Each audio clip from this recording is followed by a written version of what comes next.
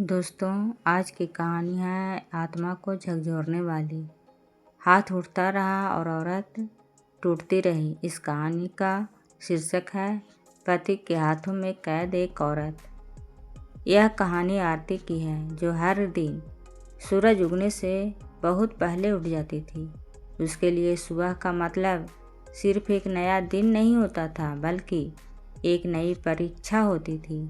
वह चुपचाप बिस्तर से उठती ताकि विनोद की नींद न टूटे, क्योंकि उसकी नींद टूटना अक्सर गुस्से की शुरुआत बन जाता था।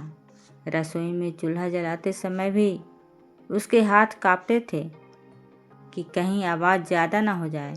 आरती को लगता था कि अगर वह हर काम सही करेगी तो शायद आज हाथ नहीं उठेगा। यही सोच उसे हर दिन बांध कर रखती थी। शादी के पहले साल में विनोद ने कभी हाथ नहीं उठाया था। तब उसकी नाराज़गी शब्दों तक सीमित रहती थी। ऊंची आवाज़ में बात करना और ताने देना आरती को सामान्य लगा, क्योंकि उसने अपने आसपास यही देखा था। लेकिन धीरे धीरे वही आवाज़ थप्पड़ों में बदल गई।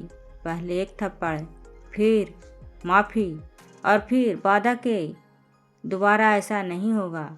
आरती ने हर बार विश्वास किया, क्योंकि वह पति को ही अपना संसार मानती थी। उसे यह सिखाया गया था कि औरत का धर्म सहना है और घर बचाना उसकी जिम्मेदारी है। विनोद बाहर की दुनिया में आदर्श पति था। मोहल्ले में लोग उसकी समझदारी की मिसाल देते थे। वह रिश्तेदारों के सामने आरती की तारीफ करता और सब कहते कि आरती कितनी भाग्यशाली है। कोई नहीं जानता था कि रात को वही आदमी शराब के नशे में उसके बाल पकड़कर ज़मीन पर घसीटता है। आरती हर चोट के बाद खुद को आईने में देखती और सोचती कि क्या वह सच में इतनी बुरी है कि यह सब सहना उसका भाग्य है। कई बार उसने मायके जाने का सोचा, लेकिन माँ की बातें उसके कदम रोक लेती। माँ कहती थी कि बेटी का घर ससुराल ही होता है और लौट आना हार मानने जैसा है। आरती को डर लगता था कि अगर वह लौट गई तो समाज क्या कहेगा। लोग उसके चरित्र पर सवाल उठाएंगे और उसके माता पिता को दोष देंगे।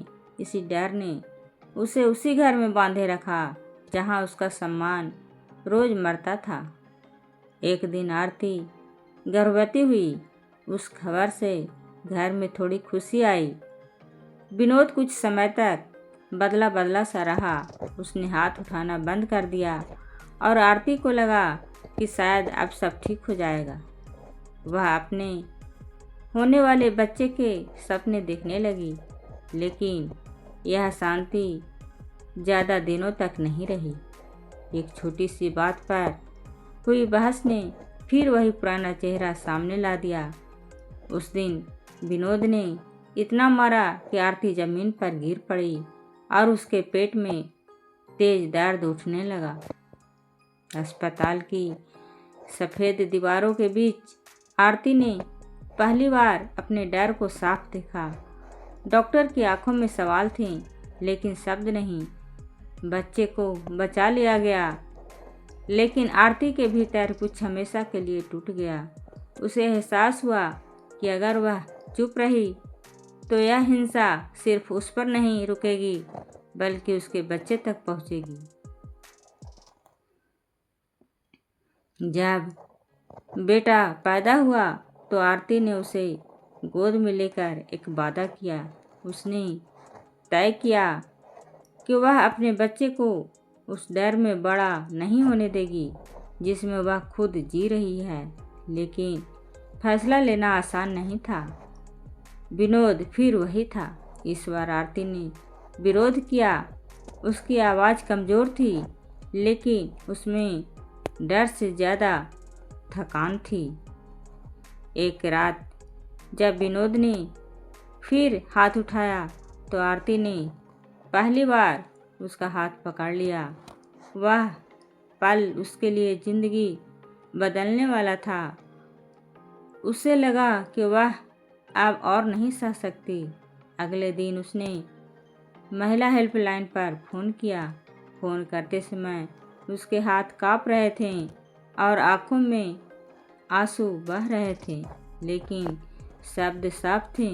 उसे पहली बार किसी ने कहा कि गलती उसकी नहीं है। कानूनी रास्ता कठिन था। समाज ने सवाल उठाए, रिश्तेदारों ने समझौते की सलाह दी, कुछ ने कहा कि बच्चा है इसलिए सह लो, लेकिन आरती ने इस बार खुद को चुना। वह हर दिन थोड़ा थोड़ा मजबूत होती गई। उसने सिलाई का काम शुरू किया और अपनी पहली कमाई से बेटे के लिए खिलौना खरीदा। उस दिन उसकी आंखों में आंसू थे, लेकिन वह खुशी के आंसू थे। विनोद को नोटिस मिला और काउंसलिंग के लिए भेजा गया। बदलाव धीरे धीरे आया।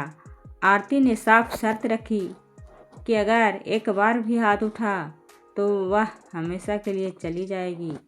यह शर्त डर से नहीं, आत्मसम्मान से आई थी। आज आरती पूरी तरह आज़ाद नहीं है, लेकिन पहले से कहीं ज़्यादा मजबूत है। उसके चेहरे पर अब चोट के निशान कम और आत्मविश्वास ज़्यादा है। उसका बेटा अब बिना डर के हंसता है। यह कहानी सिर्फ आरती की नहीं है, यह हर उस औरत की कहानी है जो पति के हाथों में कैद होकर भी आज़ादी का सपना देखती है। अगर आप यह कहानी सुन रहे हैं और आपके आसपास कोई आरती है, तो उसकी खामोशी को मत नज़रअंदाज कीजिए। मारना प्यार नहीं है और सहना कोई धर्म नहीं। अगर यह कहानी आपको सच्ची लगी हो तो इसे लाइक करें, शेयर करें और कमेंट में अपनी राय ज़रूर दें, ताकि किसी एक औरत को यह एहसास हो सके कि वह अकेली नहीं है।